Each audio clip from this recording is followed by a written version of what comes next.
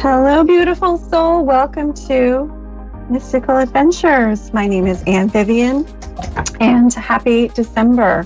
I'm so glad that you've connected with me tonight or today or whenever you're watching or listening to this show. Welcome. It's the beginning of December. It's December 1st, and I'm so excited for this show to begin because I do have a very special guest who I will bring on in just a moment. Her name is Tina Angeli. So really quick, before we get to Tina, I just want to remind you I'm having a holiday special, 35% off of sessions with me. So check that out. That's on my Facebook page. I updated that. It's Creative Psyche Studio is my Facebook page. And you can find that on the A1R website and Facebook page if you can't remember the name of Creative Psyche Studio. I decided to, in honor of today's guest, tune in specifically for an angel spirit helper to provide us for guidance for this week, because this week's guest she's an angel queen, and she has quite a bit of experience working with the angelic realm. And her last name is Angeli, people. So, of course, I had to pick an angel here. So I asked which angel wanted to come and offer my audience guidance for the week ahead. And Angel Raziel, Raziel, Raziel came out. And Raziel is associated with knowledge. His message is to avoid distractions this week and to refocus your mind. Remove distractions by focusing on what excites you, focusing on what is a mystical adventure for you, what expands your heart and your consciousness, and what gives you inspiration. So focus is on par for this week, and you can call upon Archangel Raziel to help you shift your focus. I could use some help with that. And I appreciate the angelic helpers for helping me create my reality with the thoughts that I choose and be discerning about the thoughts that I choose. Without further ado, let's switch gears and let me introduce my delightful guest, Tina Angeli. Welcome, Tina. Oh, thank you. Thank you. Oh, I'm so excited you're here. Thank you very much for inviting me. So Tina is a very talented psychic medium. She has written this delightful book that I have been talking about for quite some time. And in it, she talks about her amazing journey. She talks about her beginnings in Italy, her traumatic experiences as a child, her angelic experiences as a child, and how that really saved her abusive marriage, coming to the United States as an immigrant. She talks about several near-death experiences and offers a lot of guidance for how to connect with your guides, how to connect with the angels, in addition to some other really interesting parts of her life, her partner and the story of how they met, and different things about her family. And she has this fantastic labyrinth on her property. So I'm going on and on, but Tina, I'm just so delighted that you're here and that you're going to share a little bit about this book with my audience. Now, the title of the book, We Are Angels, is so interesting to me. And I remember reading that you got the title from your granddaughter. She came up with the idea, yes? My oldest one. Yeah, my oldest granddaughter said that the angels told her that's what the title needed to be. And the cover on the book, that's so cute, by the way. That's adorable. Yes. Children are, from the mouths of babes. They're so connected so often, aren't they?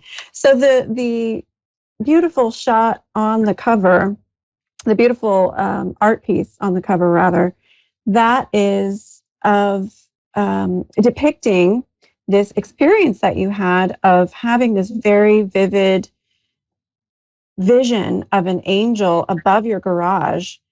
Would you just like to tell my audience today a little bit about that? Well, I was very lucky to have hired Matt Ryan to do that graphic. It took a while, but he did a great job, and it is definitely very close to what I actually saw 25 years ago over my garage here on the property in Granby, same property where my labyrinth is. And it was very pivotal experience when I saw her, because I was under stress with my parents and all that. So I was kind of down on myself, and I kept saying, "Oh, I bet my angels are not big because my work isn't important, and why isn't it?" You know, all that. And so when she appeared over the garage, and she was like 3 times the size of my 4-car garage, which is 24 by 40 and a double decker. She said, "Is this big enough for you?" Which automatically made me think of humor. She also told me who she was, that she was the same one that used to come and visit me when I was a child in Italy after my sister died. Although at that time she did not have wings. I just saw her as my beautiful lady with a veil-like outfit, and she would just float around the room and wait until I fell asleep. And I remember so vividly the soles of her feet as she floated above my head in bed. And but I didn't know her name. I just accepted her as being my friend. And she would always come after my parents were asleep. Then when she came over here, over the garage 25 years ago, she actually told me what her name is. I don't know what to do about the microphone. So I didn't know what her name was until she came over the garage and told me that her name was Naomi. So what are we gonna do about this this number? Okay. So it was very pivotal for me to have had that experience, because it actually made me feel very, very comfortable with receiving messages from spirit, because she also said that I chose to come on the earth to do this work, and it was important for me to just utilize myself as an instrument, and they would do the rest. I didn't have to be responsible except for just giving the messages as I saw them, as I heard them. Oh, so fascinating, Tina. And I feel it's so meaningful, the power of that vision for you, and that it helped you to understand so much more about your relationship with the angels, the meaning of your life here. It seems like there might be a bit of a problem with your microphone. Do you have a separate microphone, Tina, or is it on your computer? Yeah, it's just the one on the computer. I'm so sorry I don't have another one. Oh, that's okay. I mean, I'm not hearing it now. Okay, and the producer says it seems better. So, okay. Let's just move on, and hopefully it's resolved. So, such an amazing vision of this angel. In your book, you mentioned how you had this experience of being a young child and remembering this angel who you called my beautiful lady, who would come visit you and really offered, it feels like to me, a beautiful, nurturing, motherly, healing energy that protected you and nurtured you through a very abusive, neglectful childhood. That's correct. Yes. And I was really curious to read your book. I was really curious when you talked about at age 8, you decided to, because I feel so many people can relate to this, Tina, when you decided to intentionally suppress your intuitive gifts in order to better fit in with society and your peers. I wanted to ask you if you could share with my viewers, how do you feel about that experience of making that decision? And what advice would you give to a young person who feels he or she may not be able to express their intuitive gifts in their environment? Well, the times have changed now. There are more support groups available. Like, for example, when I started my group 17 years ago, my channel's support group, there were not many. I was one of very few. Now you can actually pick and choose where to go. And of course, now because of COVID, everything is online. But the groups are still available. It's important to just choose, to ask your angels to give you the clarity to find the groups which will be helpful to you, to be able to feel and speak freely without being judged. Yes, it's so important to, if you don't have the support around you in your group of friends or peers or family, to seek that out. Yes. And create that for yourself. Yes, create it or search it out and actually create it. You could be the one to begin the group, to start the group, so the others like you could be attracted to it, to share with each other. Take the initiative, be proactive. If you don't have the support around you, build it, create it, and build it and they will come. You got it. Yeah. Yeah. I love that. And so you intentionally kind of put your gifts to the side when you were age 8. And it sounds like it was really a necessity in order to survive that time. Yes. I think sometimes children, young people, even with, groups available to adults, if a child is in an environment, they have less freedoms and choices as far as that goes. If a child is in an environment that's not particularly supportive, then, or doesn't validate it or understand it or include that in their life paradigms, then a child just sort of has to survive until they are in a position where it's safe to explore their gifts and they have other people they can talk about it with. I feel like it's so important and powerful, the groups that you do and that I do that are open to people to explore their gifts in a non-judgmental environment. I believe that really does create more validation and acceptance, and helping people to understand that everyone is intuitive and everyone can practice connecting with loved ones and guides, and it's really a very normal part of consciousness. The time is right, and I even put it in a book, in my book, that it's all about practicing, because we all have the ability to do that. So if we commit to practice the channeling, speaking with the other side, it's all a matter of time, and you'll become more and more comfortable. Experience, just practicing and continuing. Yeah. I believe that. That's been my experience as well. Yes. You've had really interesting, amazing near-death experiences, Tina. What are you most, and you know what, for my audience, we've been talking about near-death experiences. Can you explain to my audience, before I ask you this question, what is a near-death experience? A near-death experience, and there is an organization called the IANS, there's a website on it. It's the International Association of Near-Death Studies, and they have all kinds of information there for anybody that has had an unusual experience. and they can get information from that organization.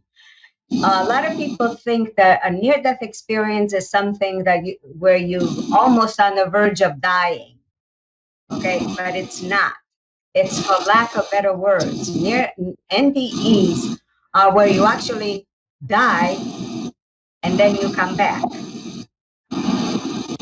And in my book, I have 2 real near-death experiences that I have there in detail. The first one was also where I have where my after my sister died and I started to see my angel. That was a life transforming event, but it's also under the hospice of near death experience because it's kind of part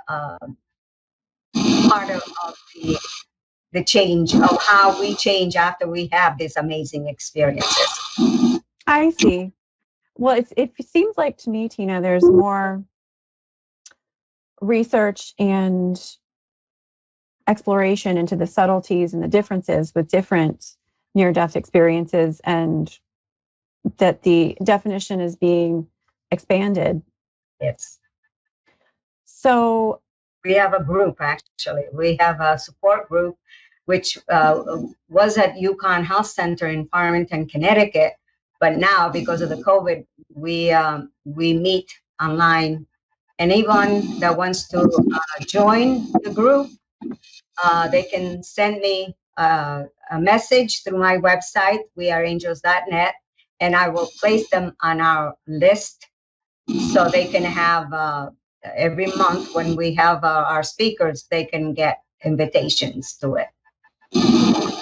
And I have gone to meetings of this near-death experience support group, and I think it's a really, really wonderful place for getting information about near-death experiences, for connecting with other people who've had them. If you've had one, you can meet others here. Yes. Of hearing people's stories. And, the more near-death experience accounts I hear, the more I just feel the divine inspiration and energy that someone experiences in their life. And it's so fascinating to go on that journey with someone. My audience probably remembers me talking about out-of-body experiences, and I intend to do some shows exploring that. Out-of-body experiences, or OBEs, are also known as astral projection. And I was taught that near-death experiences are actually a form of out-of-body experience. And an out-of-body experience is simply when your consciousness leaves your body and comes back. But my understanding is the difference between a near-death experience and an out-of-body experience is, in a near-death experience, your body is in physical danger and you are coming back after either you've actually died or been close to death.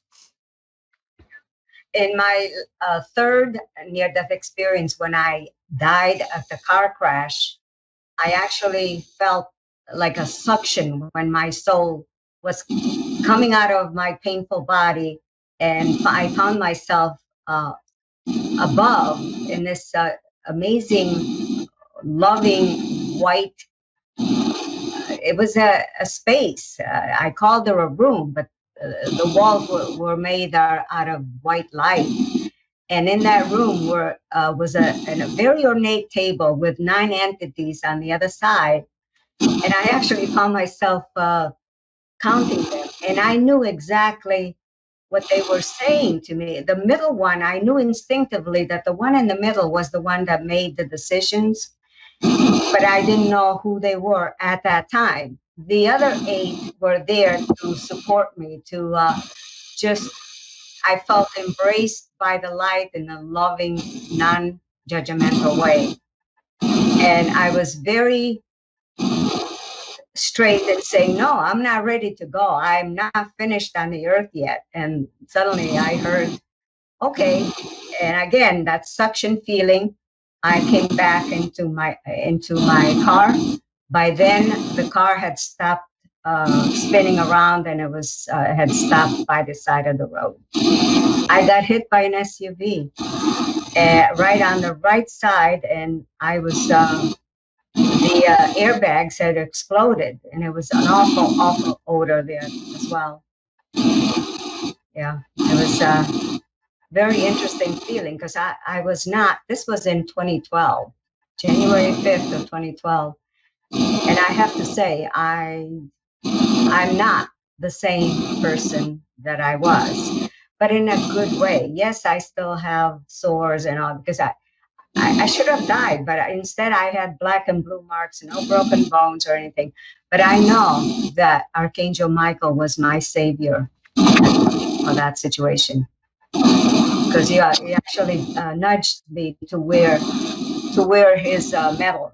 I had a necklace as I was getting dressed. I had a necklace on the counter, and I heard, "Wear that one today," and it was his the necklace with his medal. I believe it. I believe it. That's such an interesting yet scary story and account. I've actually had experiences like that too, Tina, where I was guided to wear a particular piece of jewelry, a particular crystal with a particular reason, and then later found out why that day. Yeah. So with the incredibly scary, life-transforming experience of this car crash and coming out of your body and then seeing these 9 entities, what is your understanding of why you saw the 9 entities and who they were or are? Well, this happened in 2012, and my book was published in 2019, just about a little over a year ago. And it wasn't until a few months before my book was published that I learned who they are, and they are helped in the meantime, so then they can be taken back home to the source. Wow. I've heard of the Lords of Karma, and that's absolutely amazing that you had an experience with these entities, with these highly evolved entities. I didn't learn that until I was about ready to publish the book, and I said, I know people are going to ask me who they were, and so they decided to come in and tell me that. But it was interesting because it took me 10 years to write this book. My second NDE had not even, my third NDE had not even happened yet when I started to write this book. And but I was stuck. And after I had my near-death experience, I was trying to write the book and nothing was coming out. And then one day I was home alone and I felt them very, very calmly taken in. And all they said to me was, the book is going to help many that are contemplating suicide. And they left. And I said to myself, oh my God, how could I possibly not write this book if it's going to be so helpful? So I kind of continued on and proceeded. But I'll tell you, 10 years later, when I finally finished the book, it was the most amazing purge that I could ever have had. And the feedback I'm hearing from people now is that's surprising. Well, I think it's an absolutely fantastic book. It really lifts my spirits when I read it. And I really want to encourage people to get it. They can get it on your website, right, Tina? weareangels.net.